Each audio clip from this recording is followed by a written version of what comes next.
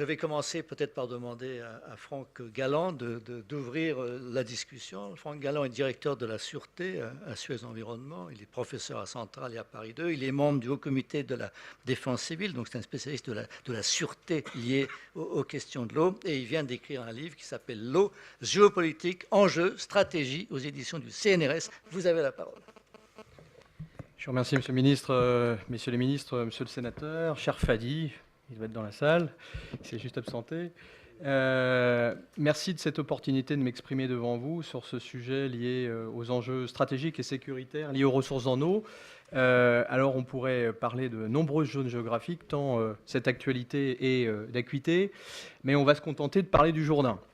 Alors moi, quand je pense au Jourdain, je pense à une pensée toute particulière à mon ami Miguel Ángel Moratinos, qui est au premier rang de cette salle, parce que Miguel, tu as été l'un des acteurs, un grand témoin parmi les hommes de ce processus d'Oslo. Septembre 2013, cette poignée de main historique entre Yitzhak Rabin et Yasser Arafat devant le président Clinton. Un an après, c'était 93. 93. Un an après, 94, c'était ce traité de paix israélo-jordanien sur les eaux du Jourdain. Et on peut dire que depuis cette période, sauf en 1999, où une année de sécheresse bien particulière avait peut-être mis quelques coups de canif dans cet accord a été respecté. Donc il faut avoir, je pense, sur ce thème gagnant-gagnant, tel qu'il m'a été demandé de le traiter cet après-midi, une pensée particulière au passé. Et ce passé est en marche. Et ce passé nous rattrape, et il nous rattrape jusqu'à des projets d'avenir très structurants.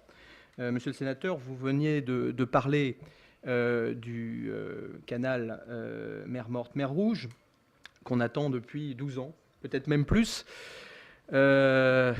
Si tout va bien, début 2017, un appel à candidature va effectivement être officiellement lancé. Il faut savoir que j'ai eu la chance de faire partie de l'équipe qui a préparé ce Request for Proposal, puisque c'est un consortium emmené par Darlan Dessa et Hydratec, donc cabinet d'ingénierie française, ingénierie conseil française, qui a préparé les termes de référence de ce chantier qui promet d'être titanesque. Et très modestement, j'ai apporté ma contribution sur la sûreté de ces infrastructures qui vont permettre de dessaler de l'eau de mer, mais il faut savoir que cette eau de mer va arriver d'une profondeur de 140 mètres jusqu'à une station de pompage, puis après acheminée par conduite vers une station de dessalement qui va produire 85 millions de mètres cubes par an. Et le tout pour être amené vers la Jordanie, vers un North Aqaba réservoir et vers l'État d'Israël. Donc on n'y est pas encore. Normalement, si le calendrier était respecté, on pouvait concevoir un début de construction en 2018. Bon, je pense qu'on va sans doute prendre un peu de retard. Mais en tout cas, cette infrastructure est éminemment essentielle. Et le message que je veux vous délivrer cet après-midi, c'est que cette infrastructure va venir s'ajouter à des infrastructures existantes, des barrages, des transferts d'eau, suite à des négociations.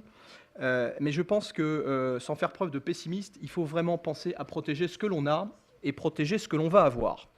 Pourquoi protéger ce que l'on a ? Parce que cette zone, à proximité du Jourdain, étant prise depuis quelques années à de très très fortes tensions sur la ressource, on l'a dit avec les problématiques de réfugiés, mais surtout est en proie à des destructions absolument abominables qui visent en premier lieu les infrastructures électriques, donc je pense bien évidemment au conflit syrien.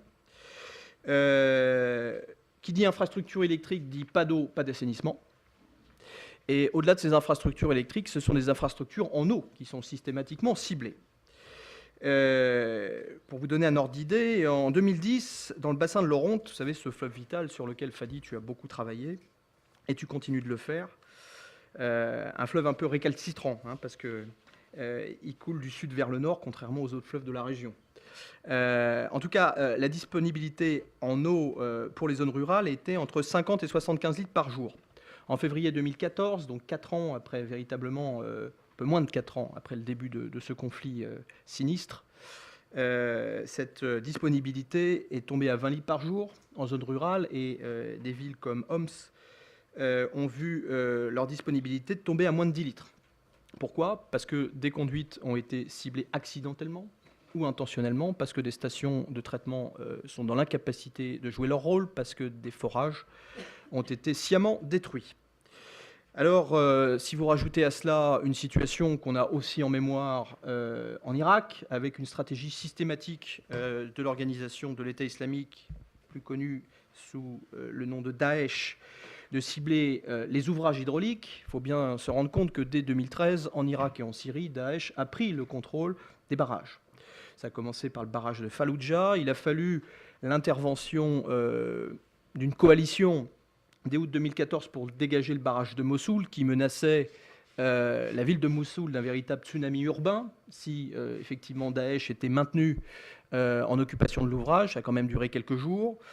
Donc on voit très clairement que sur le Tigre et l'Euphrate, les groupes armés, je dirais comme les forces conventionnelles, ont pris un malin parti depuis quelques années à prendre le contrôle de ces ouvrages pour mieux asservir les populations aval, pour mieux éventuellement utiliser les ouvrages comme des armes de destruction massive, pour rationner l'électricité. Et ça, c'est absolument intolérable. Donc j'appelle ici même, dans cette enceinte de représentation de la République, à une initiative collective pour pouvoir mieux protéger nos infrastructures critiques en eau, du moins celles qui existent et celles qui existeront demain. Parce que les tensions sont telles sur la ressource que le moindre grain de sable, aujourd'hui, sur, par exemple, l'ouvrage de Dizi à Amman, qui alimente en eau Amman à raison de 100 millions de mètres cubes par an, et qui devrait le faire pendant 50 ans, ça veut dire qu'Amman n'a plus d'eau. D'accord ? Le moindre problème que vous avez aujourd'hui au niveau de pays du Golfe, quand vous pensez à l'État du Qatar, qui a 2 jours de réserve face à lui en termes d'eau douce, puisque 99% de son eau vient du dessalement, effectivement, met à genoux cet État potentiellement qui a le PIB du monde, rappelons-le, le plus élevé, devant le Liechtenstein. Donc, les infrastructures en eau, c'est comme des diamants dans un écrin. On doit fermer la boîte, on doit les protéger physiquement. Et c'est ce à quoi on a servi sur le canal Mer-Morte-Mer Rouge, sur un design de protection de ces ouvrages essentiels. Et on doit les protéger juridiquement. Alors je me suis un peu amusé à faire un recensement d'un certain nombre de conventions, parce qu'au niveau international, on est parfait pour signer les conventions, mais pour les appliquer, c'est un peu autre chose qu'on faire ce qui se passe sur les fleuves transfrontaliers. Les conventions de Genève, par exemple, datant de 1949, sont d'abord censé protéger les infrastructures critiques comme les barrages, les digues, les usines de production d'énergie nucléaire. Article 56.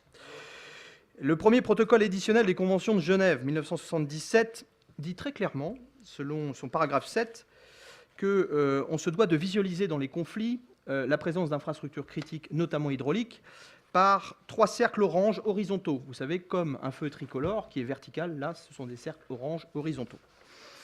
J'ai pas vu foncièrement ça mis en œuvre depuis des conflits qui ont endeuillé les Balkans et dont j'ai été, entre guillemets, partie prenante comme officier en réserve opérationnelle. Je pense notamment au siège de Sarajevo ou au Kosovo. Et depuis les conflits qui endeuillent la Syrie, l'Irak et la Libye, je ne vois guère ce type, effectivement, de signes destinés, encore une fois, à la survie des populations.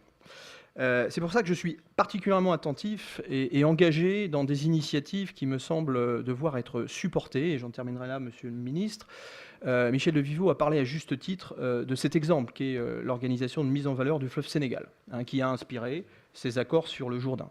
Bon, il faut savoir que le Sénégal a la présidence du Conseil de sécurité des Nations Unies et que dans cette perspective, le Sénégal, il y a 2 ans, a souhaité avoir une ambition sur le thème eau, paix et sécurité. J'en veux pour preuve que le 22 novembre dernier, au Conseil de sécurité des Nations Unies, une grande conférence a eu lieu avec des échanges particulièrement nourris de la part de l'ensemble des parties prenantes.